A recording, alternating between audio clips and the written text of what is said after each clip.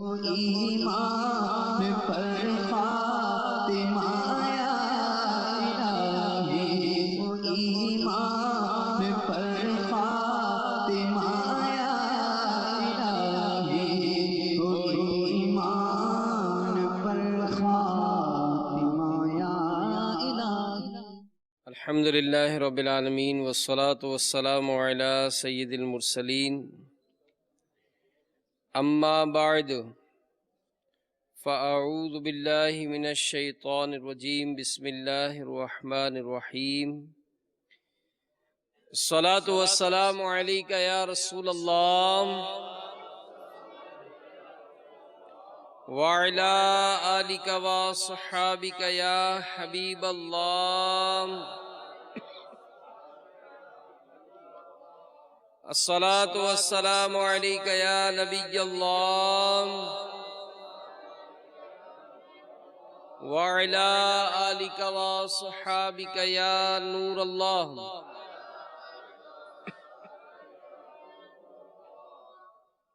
نویت سنت الاعتکاف،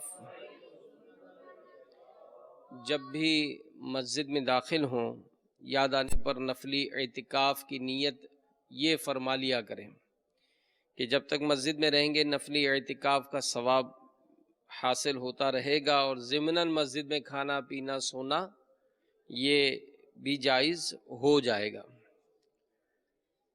حضرت مولا کائنات علی المرتضیٰ شیر خدا کرم اللہ تعالی وجہہ الکریم سے روایت ہے کہ اللہ عز و جل نے جنت میں ایک درخت پیدا فرمایا ہے جس کا پھل سیب سے بڑا، انار سے چھوٹا، مکھن سے نرم اور شہد سے بھی میٹھا اور مشک سے زیادہ خوشبودار ہے، اور اس درخت کی شاخیں تر موتیوں کی، تنے سونے کے اور پتے زبرجد کے ہیں۔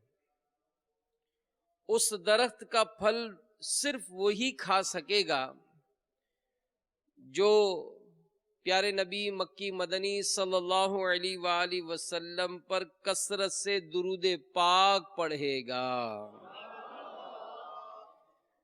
صلو علی الحبیب صلی اللہ تعالی علی محمد وعلی آلہ وصحبہ وبارک وسلم۔ تو یوں تو دعوت اسلامی کے ہر درس و بیان میں الحمدللہ درود پاک کی فضیلتیں بیان کی جاتی ہیں۔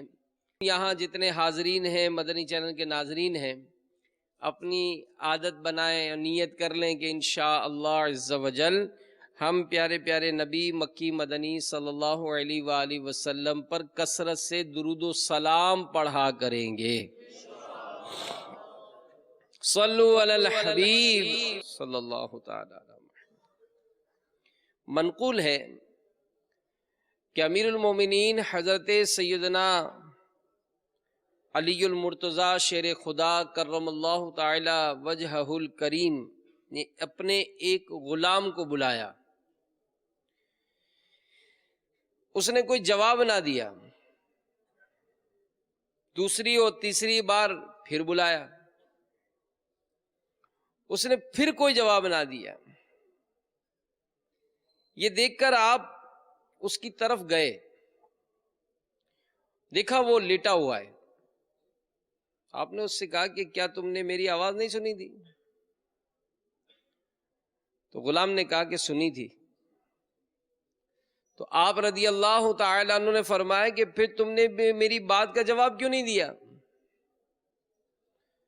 تو کہنے لگا کہ حضور میں آپ کی طرف سے سزا سے بے خوف تھا،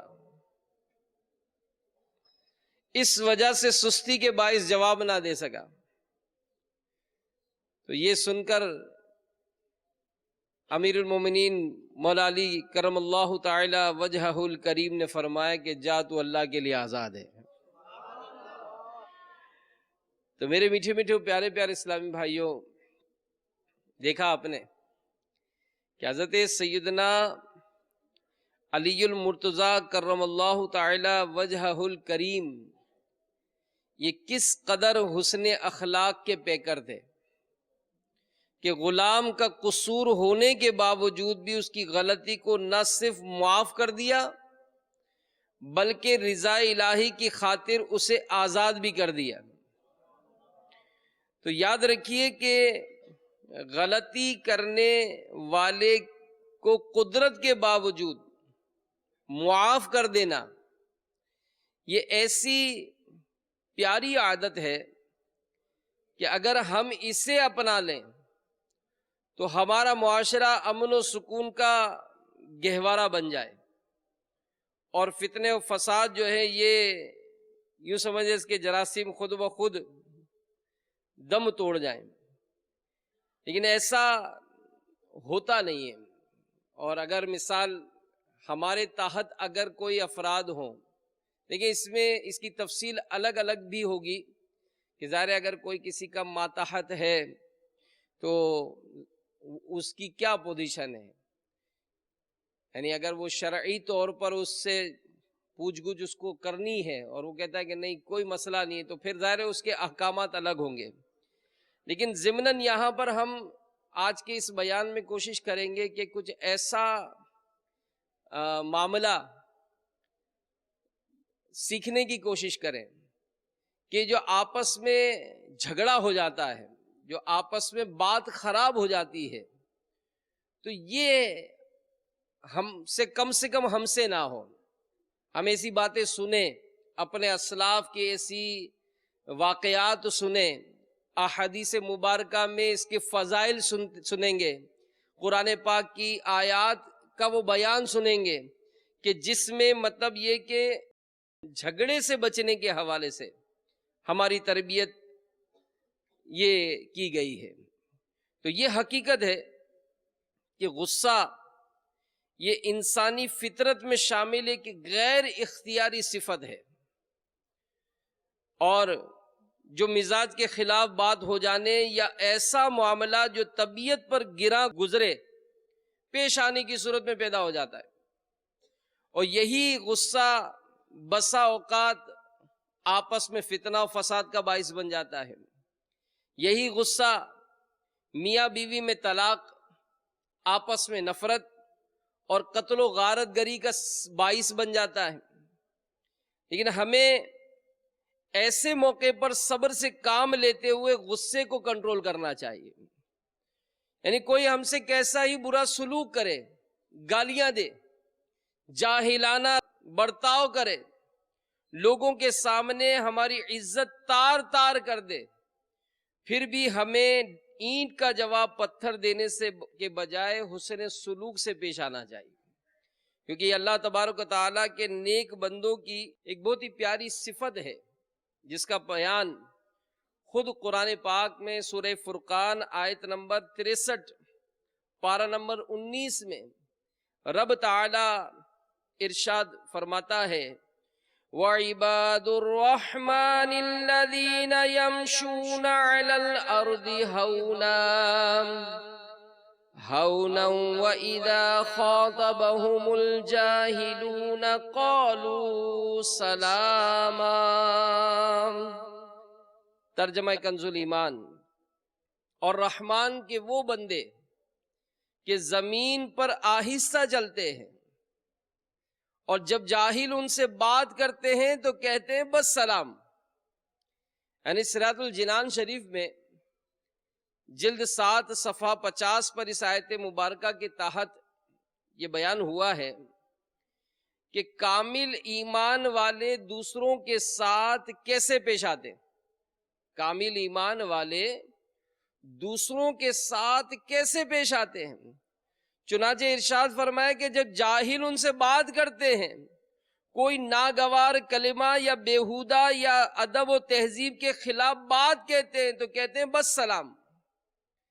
تو اس سے مراد متارکت کا سلام ہے، معنی یہ کہ جاہلوں کے ساتھ جھگڑا کرنے سے اعراض کرتے ہیں، جھگڑا نہیں کرتے، یعنی وہ اگر کوئی تو تکار سے بات کرنا چاہتے تو ہم بھی آستینے چڑھا کر وہ کہتے ہیں نا کہ تو مجھے نہیں جانتا ہے، تو اب وہ تو نہیں مجھے جانتا ہے، بس ٹھیک ہے اگر میں بہت با اخلاق ہوں لیکن مجھے جانتے نہیں ہو کہ میں کتنا بدتمیز ہوں.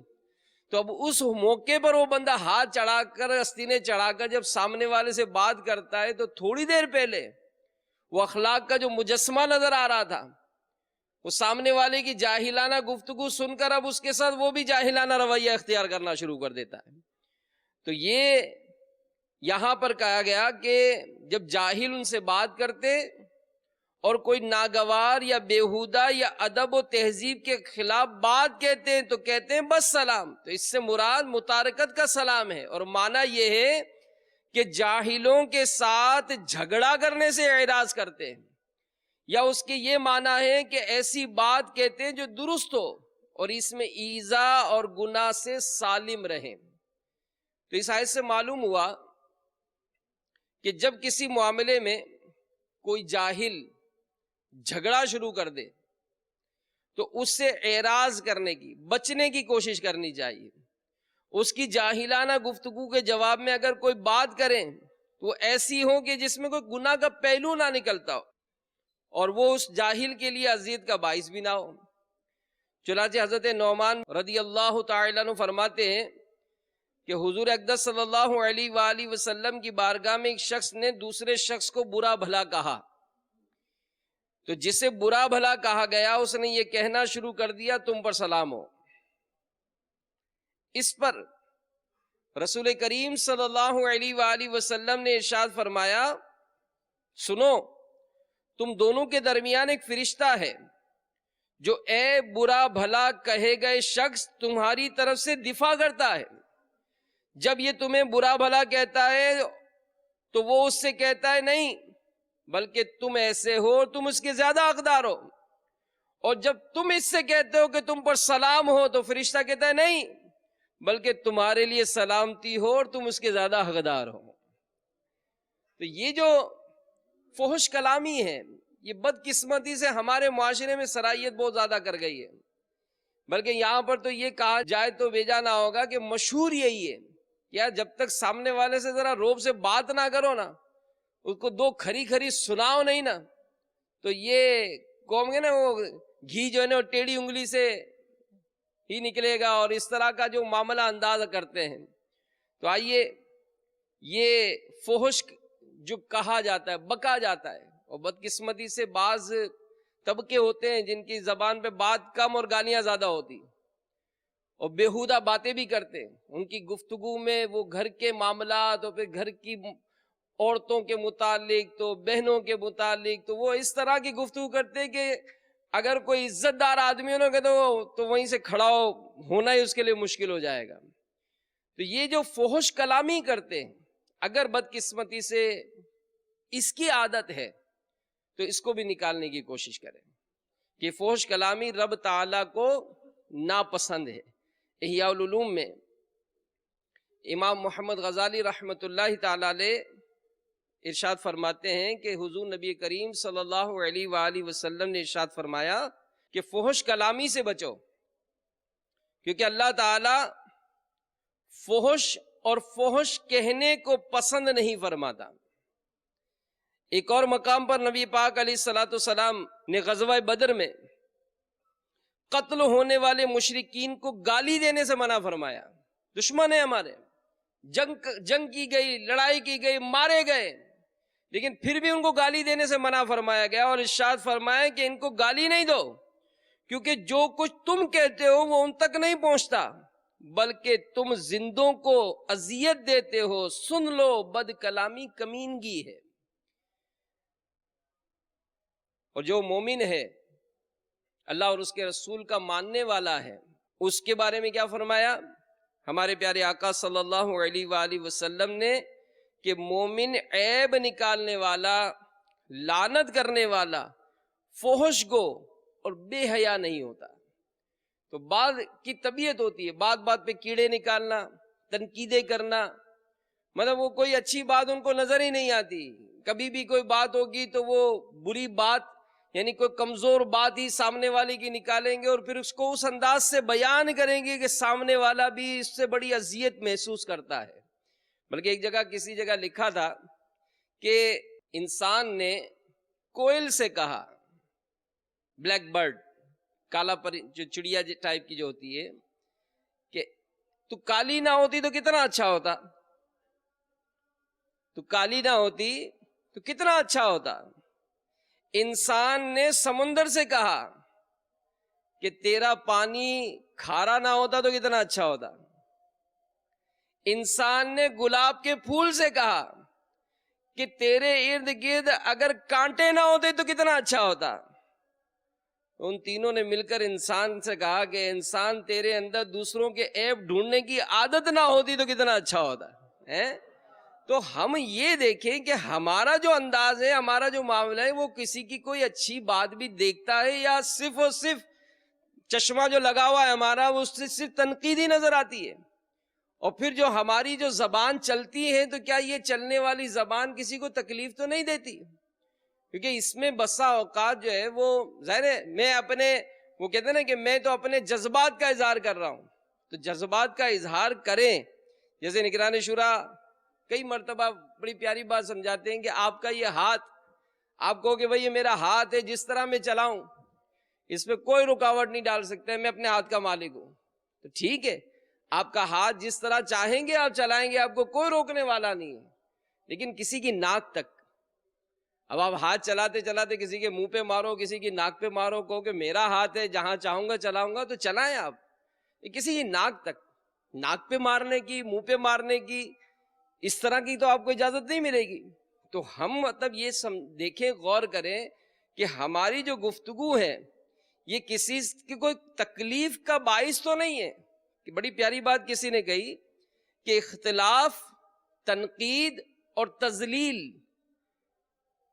ان میں فرق ہوتا ہے۔ اختلاف، تنقید اور تذلیل، ان میں فرق ہوتا ہے۔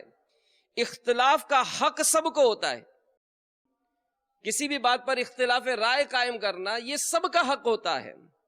تنقید کا حق یہ سب کو نہیں ہوتا۔ ظاہر اس کی بھی کیٹیگری بنی ہوئی ہوتی ہے کہ کون بڑی عمر کا آدمی یا کوئی اچھا مہذب آدمی یا جو بھی لیڈر ٹائپ کے ہوتے ہیں، جو بڑے ذمہ دار ہوتے ہیں، وہ کہیں گے، لیکن ان کی بھی باؤنڈریز بنائی گئی ہیں۔ لیکن یہاں پر کہا گیا کہ تذلیق کا حق کسی کو بھی نہیں ہوتا ہے۔ اگر آپ کے ماتحت ہیں تو ضروری ہے کہ آپ اپنی زبان سے اس کو بالکل ذلیل کر کے دو کوڑی کا کر دیں، اور وہ بالکل مطلب کسی معاملے میں بھی اٹھ کر کھڑا ہونے کا، سامنے سے بات کرنے کا بھی روادار نہ ہو۔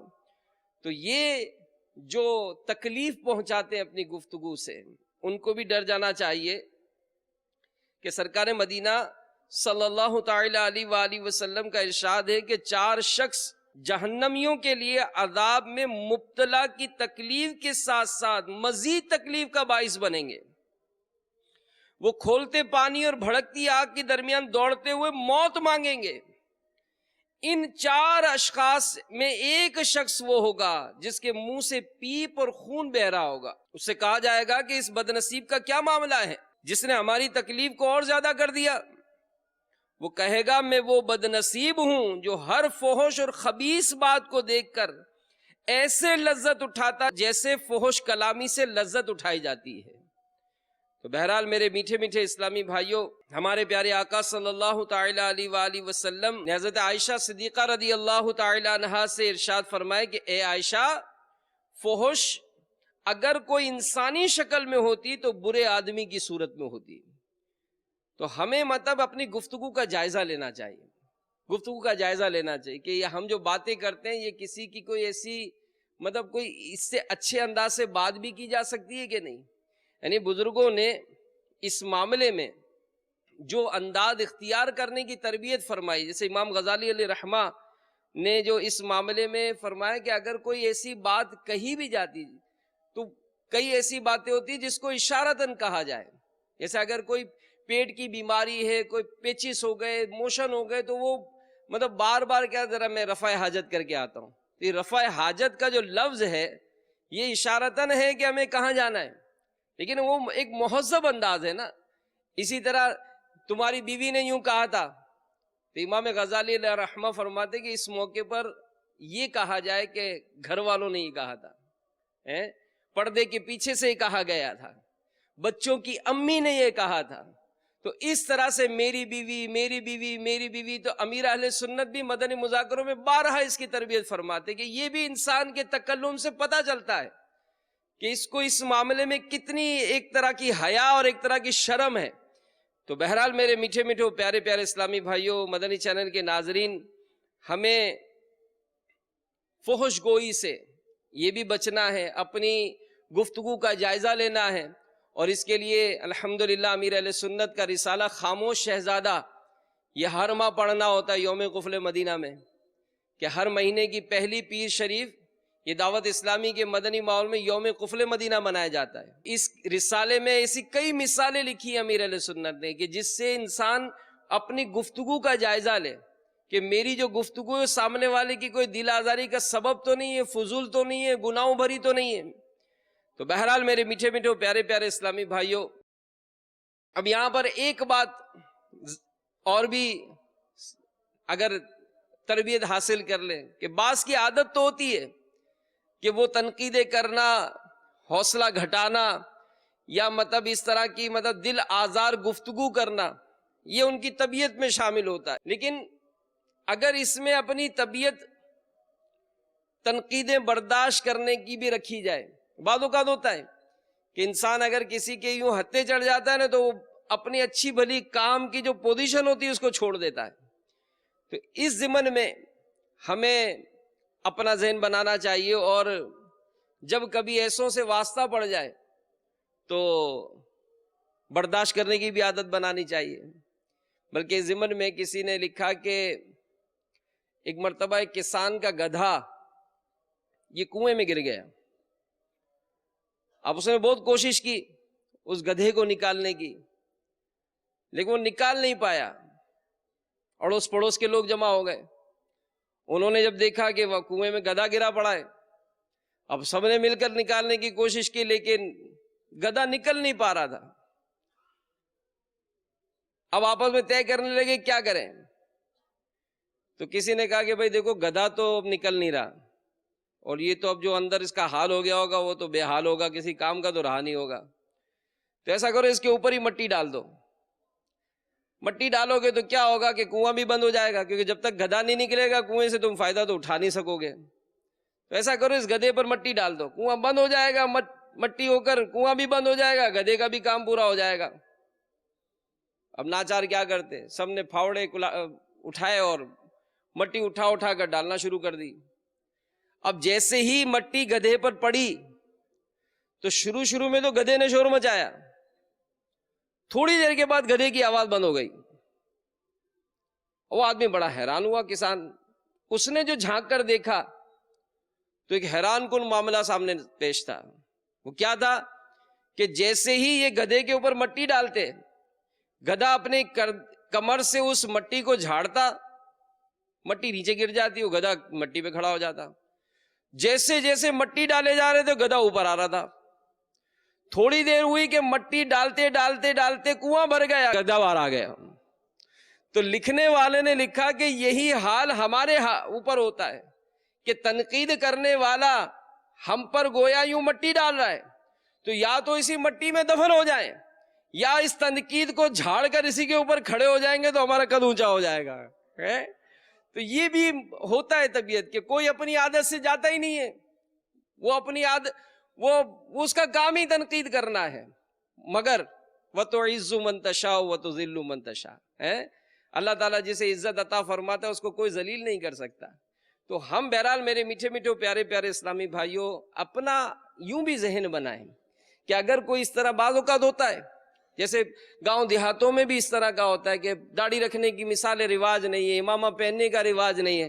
اب دعوت اسلامی کے مدنی ماحول میں ایسے کئی واقعات سننے کو ملتے کہ جناب داڑھی رکھی، او ملا، امامہ پہنتے تو وہ کوئی کھینچنے شروع کر دیتا ہے، اگر درس و بیان شروع کیا تو کہا لو کل کا بچہ جو وہ ہمیں سمجھانے آیا ہے۔ اس طرح کی بسا اوقات باتیں ہوتی ہیں، لیکن جس کے دل میں اصلاح امت کا درد ہو، جو اس معاملے میں مطلب لوگوں کی تنقیدیں اور لوگوں کی گفتگو کا کوئی اثر نہ لے، تو ایک دن آتا ہے کہ اس کے پورے اس گاؤں میں سنت و بھرا معاشرہ قائم ہو جاتا ہے۔ امیر رسول خود فرماتے ہیں کہ شروع میں آپ کو بھی بہت تکلیفیں ملی، لیکن آپ اصلاح امت کا درد لیے آگے چلے تو اللہ تعالیٰ نے آج کتنا بڑا ان سے کام لے لیا. اللہ تعالیٰ ان کے فیضان سے ہمیں مالا مال فرمائے. تو بہرحال اب اگر کوئی ہمارا دل دکھا دیتا ہے تو پھر کیا کرنا ہے؟ اسے معاف کر دینا ہے. جی ہاں، کہ اگر ہمارے ساتھ ایسا معاملہ پیش آ جائے کہ کسی نے ہمارا دل دکھا دیا، ہمیں جھاڑ دیا، تو ایسے شخص سے ہم اپنے تعلقات قائم رکھیں، اور ایسا نہ ہو کہ ان بعض اوقات باتوں سے رشتہ داروں میں بھی بسا اوقات اس سبب سے جو ہے وہ تعلقات ختم ہو جاتے. یہاں تک کہ اگر بڑا بھائی چھوٹے بھائی کو بھی کچھ کہہ دیتا ہے، ٹھیک ہے غصے میں نہیں کہنا چاہیے اس کو. بعض اوقات والد صاحب بھی زیادہ سختی کر جاتے ہیں، اولاد ناراض ہو جاتی ہے، نہیں کرنا چاہیے ان کو. آج کل کے حالات نہیں ہیں ایسے. پڑوسیوں کے معاملات بھی بسا اوقات بچوں کے سبب جو ہے وہ بڑھ جاتے ہیں. عورتوں کے سبب جو ہے وہ کوئی بات معمولی سی ہوتی ہے، مردوں میں آ کر وہ بات بہت بڑھ جاتی ہے. اگرچہ ایسا ہو جاتا ہے، رشتہ داروں میں بعض ایسے معاملات ہوتے ہیں کہ جس میں بات بڑھتے بڑھتے چھوٹی سی بات ہوتی ہے بہت بڑھ جاتی ہے. ہمیں درگزر سے کام لینا چاہیے. اور یاد رکھیے کہ ہم کو چاہیے کہ کوئی ہمارے ساتھ کیسا ہی برا سلوک کرے، جہالت کا برتاؤ کرے، تو ہمیں اس کا جواب بردباری سے دینا ہے. اس کے ساتھ حسن سلوک کا مظاہرہ کرنا ہے کہ ہمارے پیارے آقا صلی اللہ علیہ وآلہ وسلم نے ہمیں اسی بات کا حکم فرمایا. چنانچہ ہمارے پیارے نبی صلی اللہ تعالی علیہ وآلہ وسلم کا ارشاد ہے کہ جو بدلہ لینے پر قادر ہونے کے باوجود غصہ پی لے، اللہ عز و جل اسے لوگوں کے سامنے بلائے گا تاکہ اس کو اختیار دے کہ جنت کی حوروں میں سے جسے چاہے پسند کر لے. بروز قیامت جب اللہ عز و جل مخلوق کو جمع فرمائے گا تو ایک پکارنے والا پکارے گا، اہل فضل کہاں ہیں؟ تھوڑے سے لوگ اٹھیں گے اور جلدی جلدی جنت کی طرف چلیں گے. تو فرشتے ان سے ملیں گے تو کہیں گے کیا بات ہے، ہم تمہیں تیزی سے جنت کی طرف جاتے ہوئے دیکھتے ہیں. وہ کہیں گے ہم اہل فضل ہیں. فرشتے پوچھیں گے تمہاری کیا فضیلت ہے؟ وہ جواب دیں گے جب ہم پر ظلم کیا جاتا تو ہم صبر کرتے، جب ہم سے برا سلوک کیا جاتا ہم معاف کر دیتے، جب ہم سے جہالت کا برتاؤ کیا جاتا ہم بردباری یعنی برداشت سے کام لیتے. اس وقت ان سے کہا جائے گا جنت میں داخل ہو جاؤ، عمل کرنے والوں کا کیا ہی اچھا بدلہ ہے. تو دیکھا آپ نے کہ کسی کے جاہلانہ رویے پر بدلے کی قدرت کے باوجود اسے معاف کرنا اور ان کے ساتھ حسن سلوک کا برتاؤ کرنا یہ کس قدر فضیلت کا باعث ہے. یعنی ہم بسا اوقات کوئی اگر ہم سے ایسا ناروا سلوک کر لے تو ہم زندگی بھر اس کا وہ بھلاتے نہیں ہیں، اور اگر کوئی ہماری ایسی شفقت محبت ہوتی بھی تھی تو بسا اوقات وہ کمی ہو جاتی ہے. تو میرے میٹھے میٹھے پیارے پیارے اسلام بھائیوں، حضرت سیدنا عمر بن عبدالعزیز رحمت اللہ تعالی علیہ سواری پر کہیں جا رہے تھے. ایک پیدل چلنے والا شخص سواری کی جھپٹ میں آ گیا اور اس نے غصے سے آپ کی طرف کہا کہ دیکھ کر نہیں چلتے. جب سواریاں آگے نکل گئیں تو اس شخص نے کہا کہ کوئی ہے جو مجھے اپنے پیچھے بٹھا لے.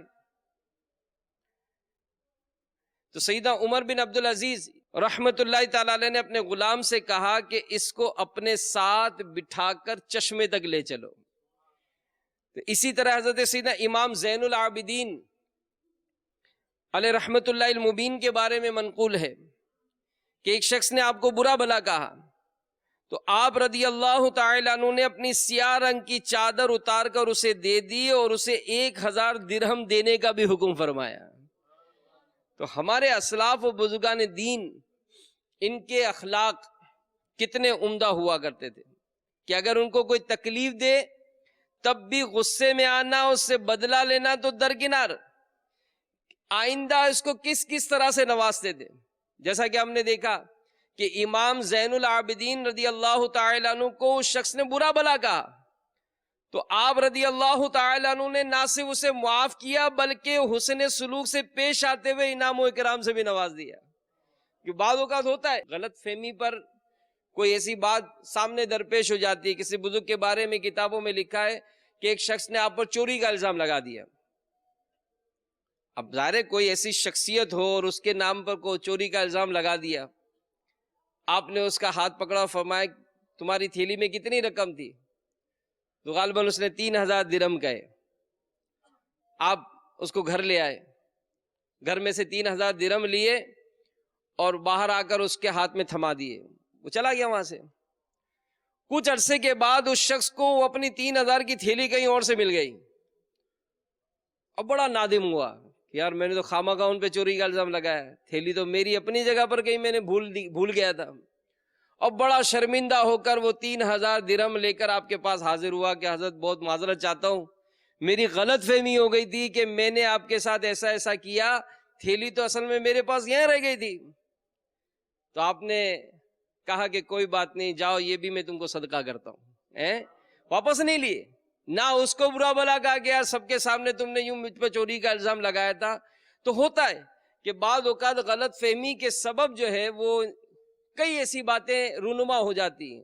اور اس میں بھی بسا اوقات کہتے ہیں نا کسی کے وہ کہتے ہیں آڑے ہاتھوں لینا, کہ اگر کسی کی کوئی ایسی بات خبر ہو جائے تو پھر وہ اس کو واٹس ایپ کرنا, اس کے متعلق سوشل میڈیا پہ مطلب وہ کہتے ہیں جیسے ایک طرح سے ہمارے وہ عام طور پہ کہتے ہیں اس کی فلم چڑھانا, کہ بس کسی طرح پتہ چل جائے کہ اس کا یہ معاملہ ہے, تو بغیر تحقیق کے ہم جو اس کے ساتھ سلوک کرتے ہیں الامان والحفیظ. تو بہرحال میرے میٹھے میٹھے پیارے پیارے اسلامی بھائیوں, ہمیں اس انداز سے بچنا چاہیے کہ کسی کے دل آزاری کا سبب نہ بنے, اور اللہ کرے ان بزرگوں کے صدقے ہمیں ایسا تحمل بھی نصیب ہو جائے. سیدنا ابو عثمان حیری رحمت اللہ تعالی علیہ کے متعلق منقول ہے, ایک مرتبہ ایک گلی سے گزرے تو کسی نے آپ پر راکھ پھینک دی.